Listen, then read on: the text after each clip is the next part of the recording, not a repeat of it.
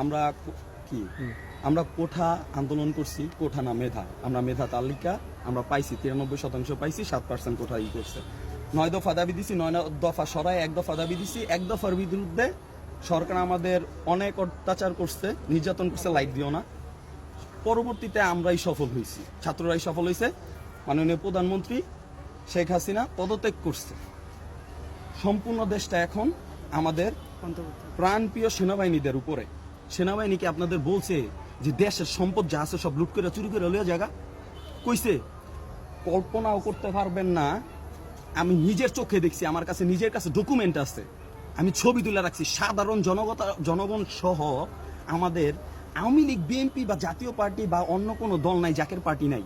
আমি চিনি না কে কোন দল করে, কিন্তু কিছু কিছু মানুষে চিনি যে কিনা আমাদের নিজস্ব তারাবো পৌরসভার এসি থেকে শুরু করে আমাদের এই যে গাজীর, আচ্ছা গাজীর যে আপনারা এই গার্মেন্টসটা লুট করলেন, গাজীর গার্মেন্টসে কি এরকম 5-10 হাজার লোক চাকরিজীবী নাই?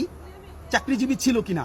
যারা এখন পর্যন্ত বেতনটা পায় নাই, লক্ষ লক্ষ কোটি কোটি টাকা বেতনটা পায় নাই, তাদের কি হবে? তারা যে সারা মাস কাজ করলো, তাদের কি হবে? এই লুটটা করার দরকার ছিল তাদের। আপনি কেন গেছেন? আপনি কেন গেলেন? আমি নিজের চোখে দেখতেছি, আপনাদের দেখাইতে পারবো, একটু দেখাও। এই যে দেখেন গাজীর টায়ারটা, ঠিক আছে? আমি আসছি, আমি নিজেও আন্দোলনে গেছিলাম, আমি নিজেও আন্দোলন করছি, আমি নিজেও বলছি না ওইটা না, আমার কথা শোনো, ই করো না। আমি নিজেও আন্দোলনে গেছিলাম, আমি নিজেও বলছি হই হই রই রই শেখ হাসিনা তুই গেলি কই।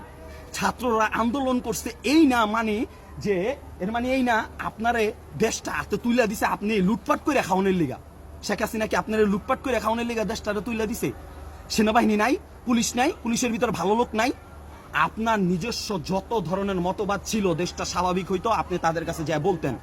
দেশে এখনো কিন্তু ভালো মানুষ আছে ভাই, ভালো মানুষ মরে যায় নাই। আপনারা কেন এই কাজটা করলেন? আমাদের পৌরসভা, আমাদের উপজেলা, এইটা যখন স্বাভাবিক হবে, উপজেলার এসি, উপজেলার চেয়ার, ওই অফিসাররাই যারা বসবো যে অফিসারের জন্য আপনারা এতদিন আন্দোলন করছেন, ওই অফিসারই যায় বসবো। যে ছাত্ররা এখন আন্দোলন করছে তাদের থেকে অফিসার হবে, তারাই ওই চেয়ারে যায় বসবে, তারাই এই এসির সুবিধা ভোগ করবে।